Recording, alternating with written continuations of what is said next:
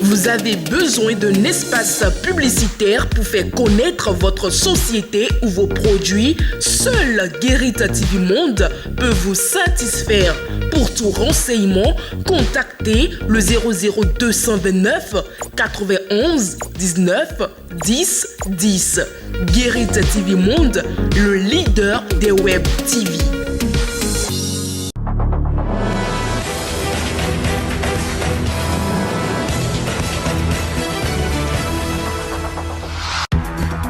Mesdames et messieurs, bonsoir et bienvenue sur cette émission spéciale. À ce rendez-vous de votre émission, nous recevons pour vous Emon Dimitri Adampo. Il est un acteur politique, membre fondateur du Parti Bloc Républicain, conseiller politique de l'Organisation des Jeunes du Bloc Républicain au JBR, conseiller municipal à Porto-Novo. Emon Dimitri Adampo, bonsoir. Bonsoir madame. Merci d'avoir accepté notre invitation. C'est moi. Mesdames et messieurs, c'est une co-animation et pour l'occasion, je suis accompagnée de Mas Gaspard Adjamossi. Mas Gaspard Adjamossi, bonsoir. Bonsoir Latifat Kouenou. Je vous invite avant de démarrer à proprement parler cette émission à la régie pour écouter un extrait d'une déclaration récente de notre invité, Emon Dimitri Adampo. Faut-il sauvegarder les acquis de la rupture tout en veillant à son amélioration, en tenant compte des aspirations profondes des Béninois? Ou faut-il rompre avec elles pour emprunter un autre chemin? Ma conscience et mes convictions m'autorisent à adhérer à la première option. Il faut oser poursuivre l'œuvre entamée. Le bilan imparfait à l'étape actuelle des choses augure d'un avenir prometteur pour tous. C'est pourquoi je m'engage, mes amis et moi, à rassembler pour faire triompher la tendance Olivier Bokor. De retour sur ce plateau avec notre invité Emon Dimitri Adampo. Les actions d'appel de candidature d'Olivier Bokor ont démarré depuis quelques temps et vous êtes le premier élu à s'afficher publiquement et officiellement à susciter la candidature d'Olivier Bokor. Mais pourquoi? Parce que, comme vous le savez, ça fait longtemps que vous me connaissez, que Guérit TV me connaît. Je ne suis pas un homme de convention. Je ne fais pas ce que tout le monde fait et j'assume. Je ne suis pas dans la routine. Je fais ce que ma conscience et mes convictions me dictent. Pour le cas d'espèce, je me positionne par rapport à la réelle politique, par rapport aux circonstances de 2026 qui s'annoncent, par rapport aux réalités politiques de l'heure. Et j'ai trouvé qu'il faut cesser d'hésiter, qu'il faut cesser d'attendre, qu'il faut prendre son destin en main, qu'il faut aider le peuple à prendre son destin en main. C'est pourquoi, en toute responsabilité, en toute liberté, j'ai décidé de formuler mon point de vue, mon opinion sur cette affaire de 2026 et de dire à mes compatriotes, avec mes amis, soutenus par mes amis d'avant-hier, d'hier, d'aujourd'hui, que le chemin à suivre, le chef d'équipe du chemin à suivre, c'est Olivier Bokor. Emon Dimitri Adampo, vous venez de sauter le pas.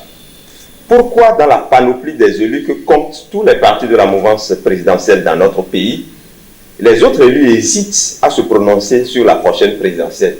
Est-ce à dire, par exemple, je ne risque à cette question que Olivier Bokor ne fait pas l'unanimité? Chacun a son mode de fonctionnement. Chaque acteur politique à son éducation. Chaque acteur politique, chaque élu a sa manière de faire la politique. Et je leur accorde le droit de se prononcer quand ils veulent. Cela ne veut pas dire forcément que Olivier Bokor ne fait pas l'unanimité. Cela ne veut pas dire forcément qu'il ne soutienne pas la candidature, qu'il ne suscite pas la candidature d'Olivier Bokor, qui ne soutiennent pas la candidature d'Olivier Bokor, qui ne sont pas pour la candidature d'Olivier Bokor, mais chacun a ses préalables, sa manière de fonctionner. La mienne est de souvent prendre des risques, de s'affirmer, d'assumer ses convictions, quand il le faut.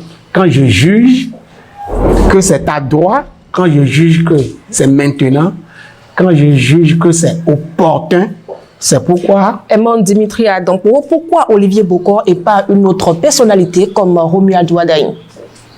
Vous savez, la mouvance présidentielle regorge de très grandes personnalités capables de diriger le pays en 2026. Oui. En dehors de Romuald Wardani, qui est un jeune brillant, qui est même originaire de mon département, que j'affectionne très bien. Il y a Maître Joseph Djogbenou, il y a Luc Atropo, il y a dans mon parti politique le docteur maire député Malick Gomina, il y a même Sam Adambi, qui sont capables de diriger le Bénin. Mais en lien avec le réalisme politique, avec les réalités, les circonstances que le destin, la nature nous offre, je trouve que le meilleur produit de ces meilleurs produits, je répète, le meilleur produit de ces meilleurs produits a pour nom Ange Olivier Bokor.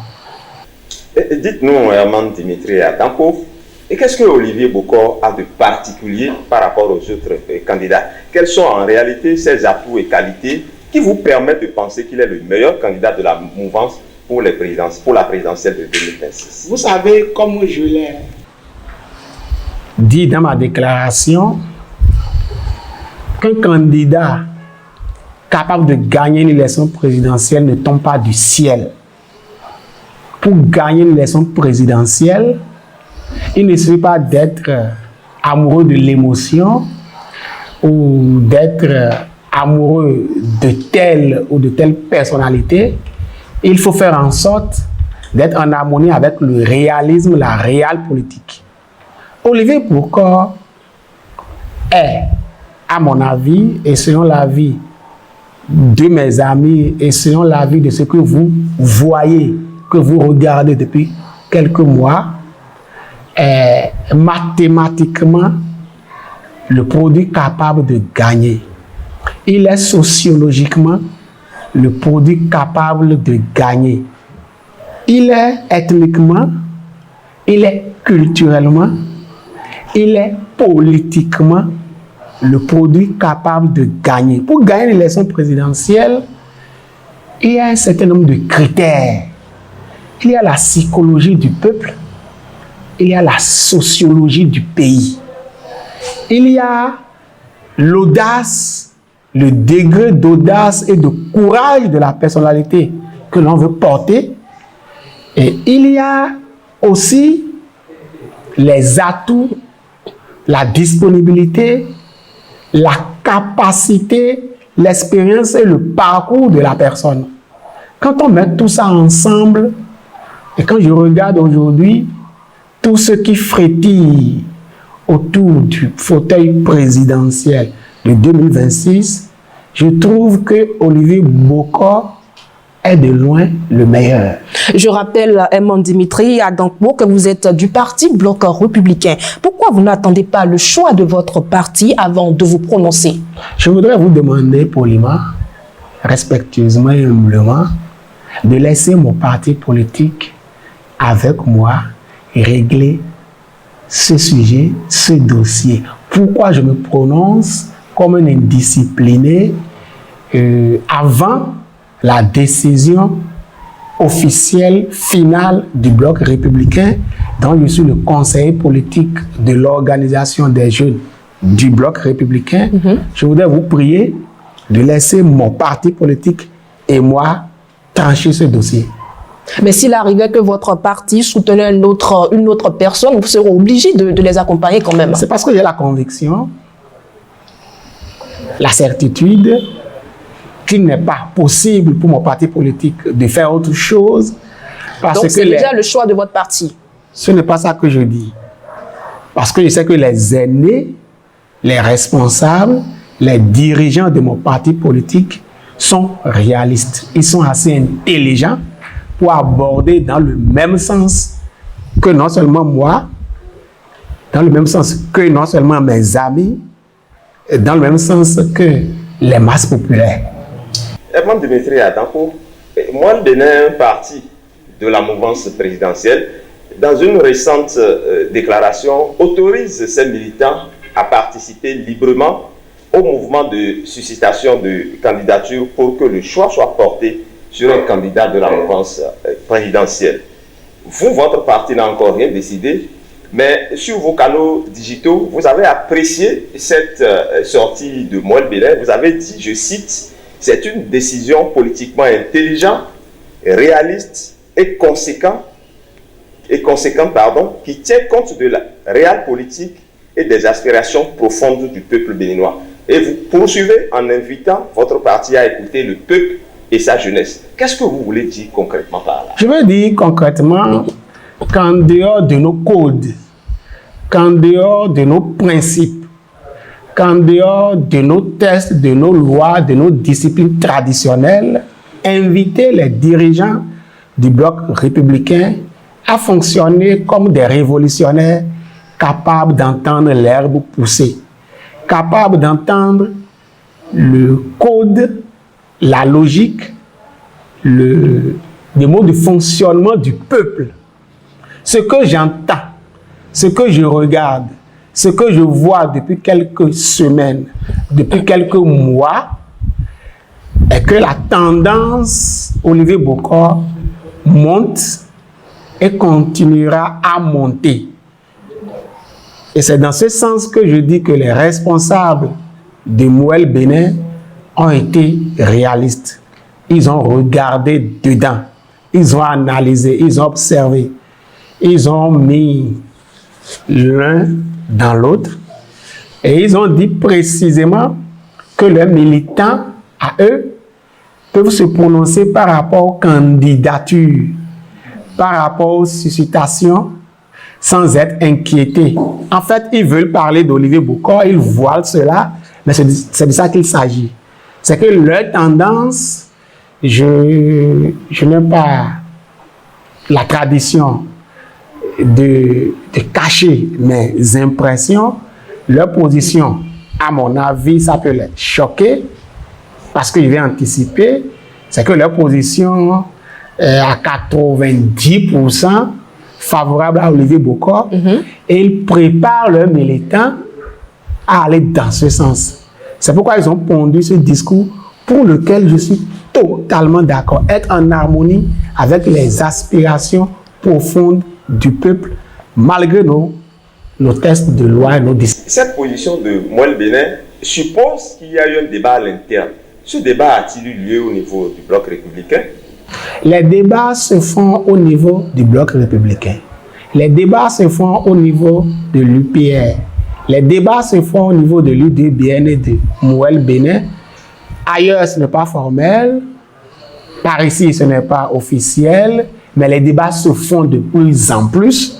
Et la tendance, à mon avis, je peux anticiper, Olivier Bokor et mes réflexions, mon analyse, humblement, je ne dis pas que je connais tout. La tendance est vers Olivier Bokor et c'est ce que je crois qu'il faut faire ce qu'il faut adopter comme posture tout de suite. Mais jusque-là, le président Patrice Talon ne s'est pas encore, le leader charismatique de la mouvance ne s'est pas encore prononcé sur la présidentielle de 2026. En vous prononçant de sitôt, ne craignez-vous pas le contre-pied du chef de l'État? Le président de la République, il ne soutient pas les nuls, il ne soutient pas les griots. Le président Talon, j'en suis convaincu, n'est pas dans la position de ceux qui attendent qu'il vienne leur dire ce qu'il y a à faire. Et par rapport à ça, je voudrais aller un peu plus loin pour dire à la jeunesse qui attend le président Talon et qui dans le même temps dit quelle est la cheville ouvrière, quel est le porte-flambeau, que sans elle, personne ne peut gagner au Bénin une élection présidentielle. Et dans le même temps dit, on attend le président Talon, je crois qu'ils ne sont pas logiques, ils ne sont pas cohérents, et ça ne peut pas faire plaisir au président Talon. Le président Patrice Talon ne peut pas être content de ses produits, de ses militants, qui n'attendent que lui, son mot d'ordre, pour fonctionner, pour affirmer leurs convictions. C'est pourquoi je dis, je voudrais vous supplier de laisser le président Talon de côté, c'est un nombre d'évidence. Ce dont nous sommes capables, il le découvrira et il ira dans ce sens. D'accord. Herman Dimitri Adancourt, nous laissons le président Talon de côté, comme l'avait dit. Mais au sein de la mouvance présidentielle, il y a également beaucoup d'autres prétendants. Est-ce que vous n'avez pas peur, au niveau de la mouvance, qu'il y ait une cacophonie des ambitions qui peut faire le lit, par exemple, à un candidat de l'opposition? D'abord, je ne traite pas des affaires de l'opposition aujourd'hui. Moi, je traite des affaires de la mouvance présidentielle. Voilà, la cacophonie des ambitions au niveau de la mouvance présidentielle. Nous allons les régler. Toute mouvance présidentielle, en Occident, en Afrique et partout dans le monde, chaque fois qu'il y a une élection présidentielle qui s'annonce, peut aller vers la cacophonie. Je ne dirais pas cacophonie. Je parlerai de mésentente, je parlerai d'ambition, je parlerai de volonté de plusieurs personnalités à lorgner le fauteuil présidentiel. C'est une chose normale, c'est une chose naturelle. Nous avons les moyens de nous entendre, de nous asseoir progressivement et de calmer les ardeurs tout en restant dans la volonté du peuple, tout en restant en harmonie avec ce que veulent les masses populaires. Herman Dimitri Adancourt, susciter la candidature d'Olivier Bokor, c'est bien, mais de façon concrète, que comptez-vous faire sur le terrain en tant qu'acteur politique? D'abord, je ne fais pas partie de la race de ceux qui soutiennent des candidatures, de ceux qui suscitent les candidatures. Moi, je soutiens une candidature dont Olivier Bokor ne peut pas s'extirper. Je soutiens une candidature. D'accord. Même s'il ne s'est pas prononcé encore, nous avons les moyens, l'intelligence de le convaincre pour qu'il soit candidat. Ce que nous allons faire, c'est une question qui vient à point nommé. C'est que nous n'allons pas, nous autres, seulement susciter. Nous n'allons pas seulement soutenir. Nous allons hurler. Nous allons structurer. Nous allons nous organiser. Nous allons envahir l'agora progressivement jusqu'à atteindre tous les départements, les arrondissements, les quartiers, les fonds du pays. Vous allez découvrir qu'à partir d'aujourd'hui, les choses vont changer fondamentalement. J'ai la conviction qu'il y a une race de jeunes acteurs politiques qui attendaient la position, la posture, excusez-moi humblement, d'un certain Herman Dimitri Adancourt pour avoir le dos large et les coudées franches pour déclencher les hostilités.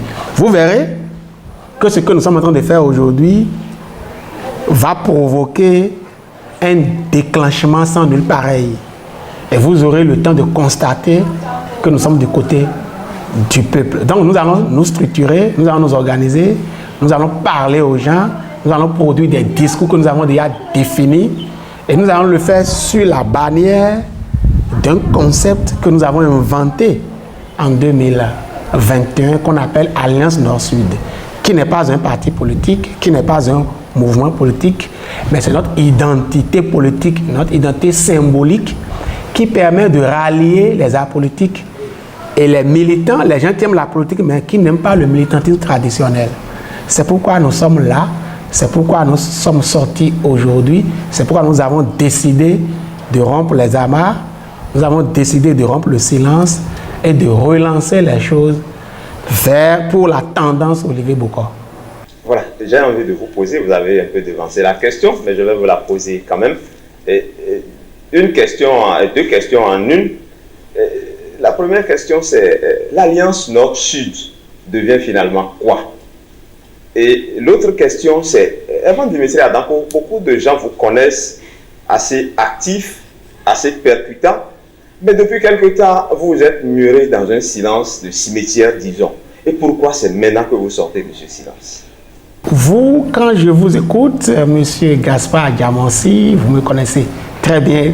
D'ailleurs, la question explique que vous me connaissez très bien.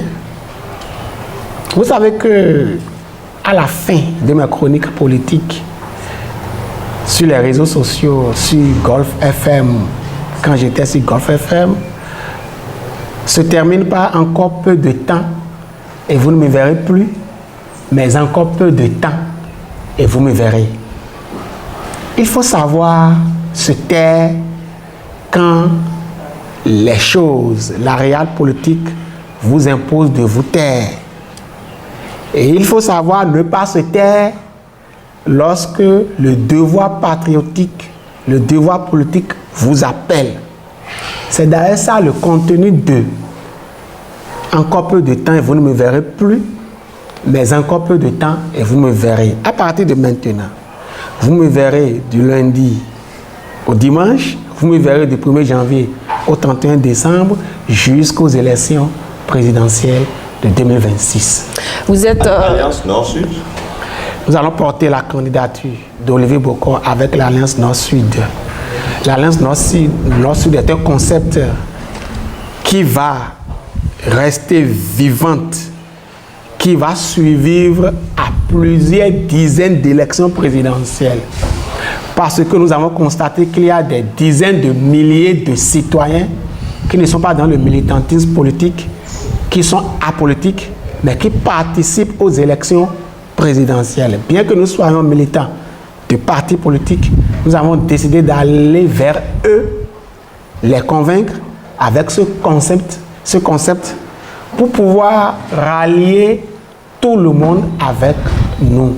C'est cela le but, l'objectif et le bien fondé de l'Alliance Nord-Sud. Ce n'est pas pour créer de l'indiscipline au sein de notre parti politique. Vous êtes donc revenu pour soutenir la candidature d'Olivier Bokor, mais depuis peu que les mouvements suscitent la candidature de l'homme d'affaires, l'homme n'a pas encore réagi. Ne craignez-vous pas un non de sa part?